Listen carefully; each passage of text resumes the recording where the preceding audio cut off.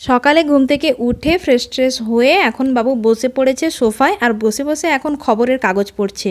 মানে আমার সোনা এখন অনেক বড় হয়ে গেছে, দেশ বিদেশের খবর পড়তে এখন ব্যস্ত। তো তারপরে আজকে যাব ভোট দিতে, মানে আমাদের আজকে ওয়েস্ট বেঙ্গলে এখানে ভোট ছিল। তো তার জন্য যে রেডি হব, আর এদিকে দেখো মেজদিরাও রেডি হচ্ছে, ওরা ওদের বাড়ি যাবে। আর মেজজামাইবাবু সকাল সকাল চলে এসছে ওরা ভোট দিতে যাবে বলে। তারপরে এদিকে আমি তো একদম রেডি, সোনাকেও রেডি করিয়ে দিচ্ছি, মা ওদিকে রেডি হচ্ছে, তিনজনে মিলে যাব। আর সোনা কিছুতেই ঘুমোলো না, তাই ওকেও রেডি করিয়ে নিয়ে যাচ্ছি।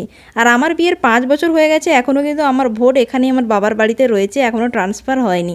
আর এই যে দেখো কথা বলতে বলতে চলে এসেছি এখানে ভোট কেন্দ্রে, খুব বেশি দূরে নয়, হেঁটে আসতে 2 মিনিট লাগে। আর এদিকে এসে তো সোনা ঘুমিয়েও গেছে, খুব একটা বেশি ভিড়ও ছিল না।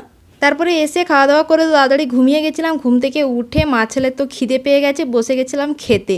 আর এদিকে সোনা এখন বাইরে দাঁড়িয়ে দাঁড়িয়ে হাঁটাহাঁটি করছিল, দাদু চকলেট এনেছে, আর বেচারা হেঁটে যাবে না হামাগুড়ি দিয়ে যাবে বুঝতেই পারছে না।